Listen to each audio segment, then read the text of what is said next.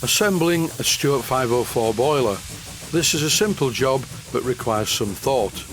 Shortening the bolts at the top of the side panels is necessary so that they do not touch the boiler, and adding the ceramic heat insulation to the boiler side panels is essential.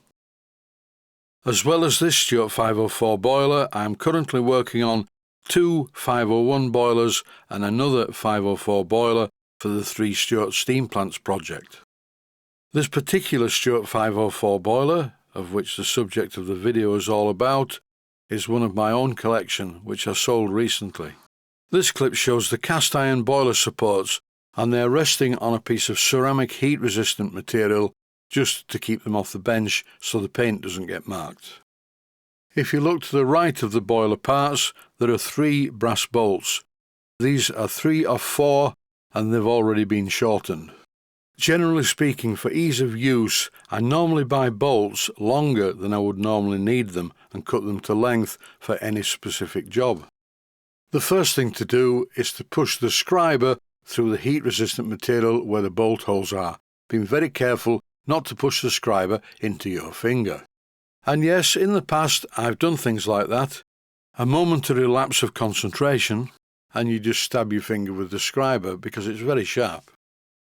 There is quite an important sequential order when you assemble a 504 boiler. First of all, I fit one of the side panels, complete with its heat insulation, to one of the uprights, the front one which takes the chimney.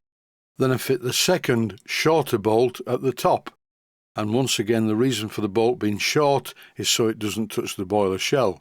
If you put a long bolt in, you won't be able to fit the boiler in place. The next part of the job is to fit the other upright that supports the boiler to the boiler itself, then carefully slide the assembly into position so the front end of the boiler rests on a cast iron lug which is part of the main casting that holds the chimney. There is not much rigidity in this structure. Until you get the other 2 bolts in place, it's in danger of collapsing. With all 4 of the brass bolts in place, I've turned the boiler around to show you the other side, and now it's a repeat procedure. It really is important to shorten the top bolts. If they're too long, you will dent the boiler. I'm screwing in the top 2 first, and this gives the boiler assembly a good bit of rigidity. And it's getting better all the time as I fit more bolts. I'm running the bolt screwing sequences at double speed. And that's another one in position. You mustn't over tighten these because the side panels are made from very thin metal. Just tighten them enough to hold them in place. The chaos theory, also known as Sod's law or Murphy's law, states the last part of the job will probably not go well, and this was no exception. I could not get this bolt into the correct position. With a little help from my 1-inch belt sander, this is what I did to the bolt. I ground it to a point. Now it will self-center in the hole. That's the general idea, and yes, it works perfectly.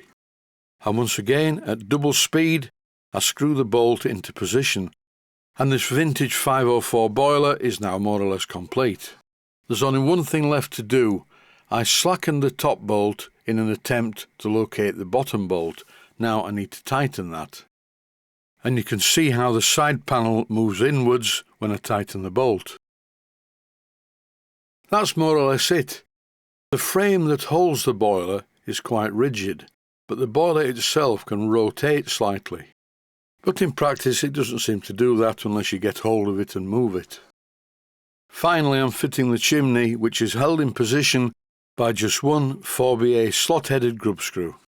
This video is shorter than usual because it was basically a quick job, but there's much more to come in the 3 Stuart steam plants video series. I will not be repeating the assembly of the 504 boiler for the steam plants project because it is identical to what you've just seen. That's it for this episode. Stay safe, stay healthy. Thanks for watching, and I hope you found it useful. Please take the time to visit my main Steam Models website and click on the section of the website that says Video Playlists. And by doing that, you can find other videos that you may like to watch. And by using the playlists, you can actually watch the videos back to back.